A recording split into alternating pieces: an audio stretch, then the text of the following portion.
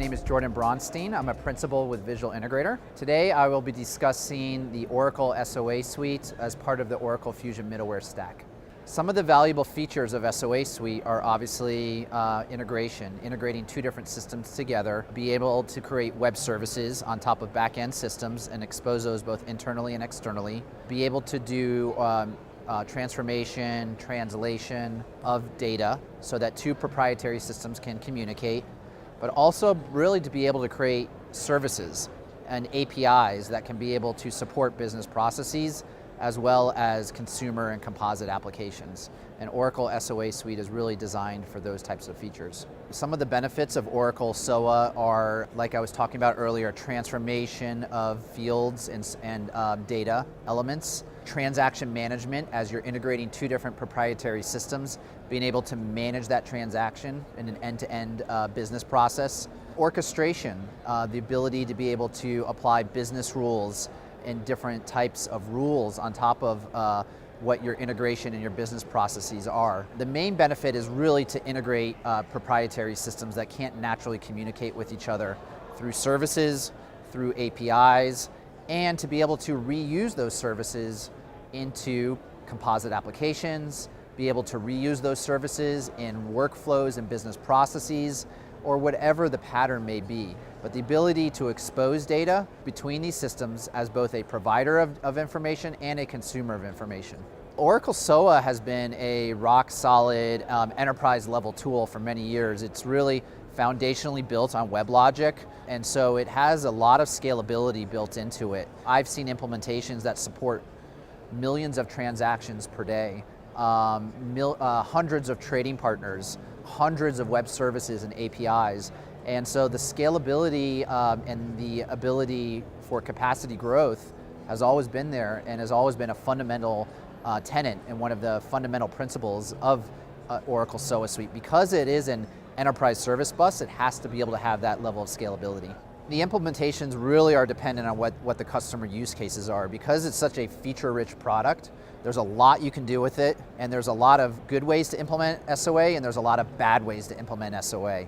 So some of the good ways to implement SOA, in a traditional agile system development lifecycle is really trying to understand what are the functional use cases, what is the business process that needs to support. Some of the other key aspects are being able to understand what is the universal data model that you're going to be integrating, right? What are the fields and elements on the back-end system that's providing the information, and what are the fields and elements on the consuming system, and then be able to come up with a semantic level, canonical level mapping between those two and be able to create a universal data object, create a loosely coupled implementation.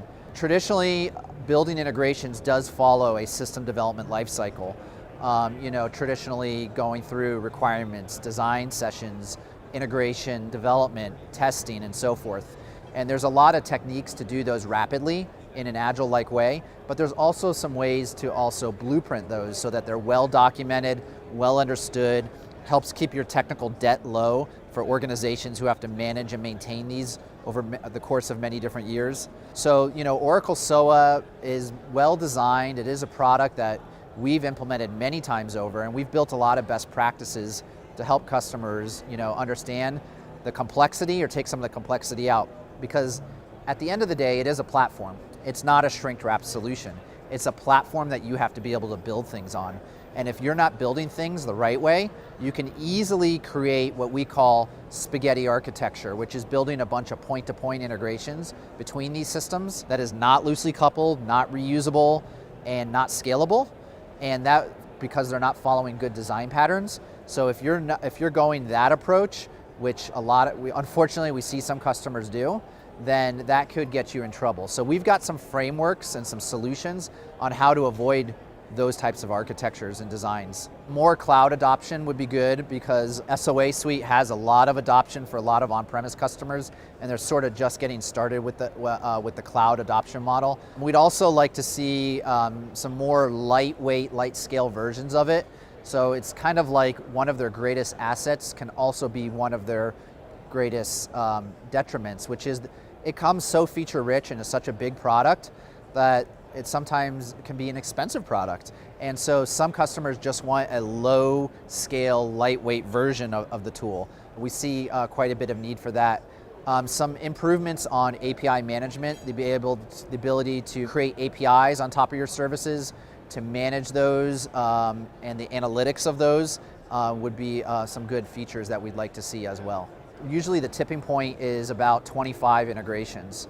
If a customer is hand coding or hand developing their integrations in a custom platform like Java or .NET, once you hit about 25 integrations, that's a good time to say, hey, I may need more of a commercial platform approach where I can get features such as error handling, logging, analytics, transaction management, all these features that are built into a battle-tested product. That's when you start hitting that tipping point at about 25 integrations is when a customer should begin to look at making that type of investment. We have a checklist because we actually end up being independent advisors. We've helped a number of customers with evaluation, scorecarding, and selection. Because at the end of the day, SOA Suite is not the only product out there. There's other products such as MuleSoft is out there, WSO2. They all have integration platforms too that Oracle is competing with. So it's really is what platform is the best for the customer. Some of the key criteria, what we see are, how easy is it for a developer to build integrations? How quickly can they do it? How quickly can they deploy their applications to production? Does it integrate well with DevOps and version control systems? How robust is their logging and analytics? Some of these are key fundamental features for a lot of enterprise level customers. Those things need to work or the customer can really get themselves in trouble if, for example, a transaction fails. What do I do? And if you don't have good features in the product to recover from such situations, that can lead to a lot of headaches for a lot of our Fortune 2000 clients. Oracle SOA Suite, I would give it a solid 8. I want to say 10, but nothing's perfect. I mean, it is. Gartner does rate it as one of the leading vendors in their quadrants, so that's always good as well. We've seen a lot of adoption, a lot of Oracle customers have bought it, and it's got a lot of good features. The reason I may not give it a 9 or a 10 are some of the things that we talked about earlier, some of the potential weaknesses around cloud enablement, lightweight enablement, pricing, things like this, that have been a little bit of inhibitors to some of the smaller and medium-sized customers, and around API management as well. But from an enterprise service bus, SOA level product, we definitely think it's one of the leaders out there. We can certainly help a customer with an evaluation and selection. You can learn more at our website, visualintegrator.com, but some of the things I would absolutely look at, at least 3 to 5 vendors in this space. Come up with your key use cases, your key functional use cases, your key technical use cases, provide weighting criteria on those, and scorecard these vendors. Scorecard them on their capabilities, ask them to do a proof of concept, always important.